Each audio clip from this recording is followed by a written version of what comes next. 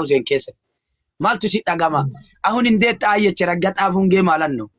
Warra baara baaleetani akkoo tiyyaa fi akaakoo kiyyaa fi abutturoon kiyyaa Nuur Huseeniin keessa osoo dhaabatanii baara baalee jettu baara baalee osoo jettu iska qabrii oomishanyaa amma deemanii qabrii jira kulliin isaanii jettu sii galee. Kanaaf namoonni 300 as jirtan kun ragaxaan hin soomtu warri jettan eda baaliyyoo fa'aa osoo du'aayii godhu. Wallahi nabbariite warabbal kaabate.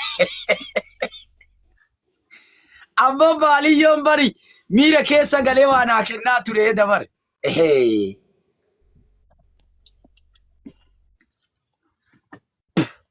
Baaliyyoo. Wayne ragata. Wallahi baaroo wayita ambaaseero amma waa'ee shaffila kana maqaa iluuti wali qabee shaffila kanneen muluu keessa gurbaa nama naa.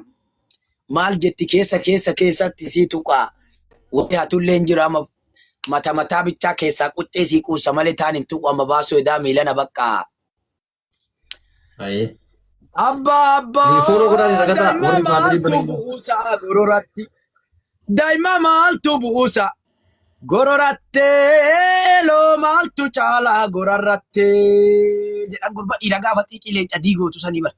Daa'ima maaltu buusa gororratti iluu maaltu caala gororratti agartee.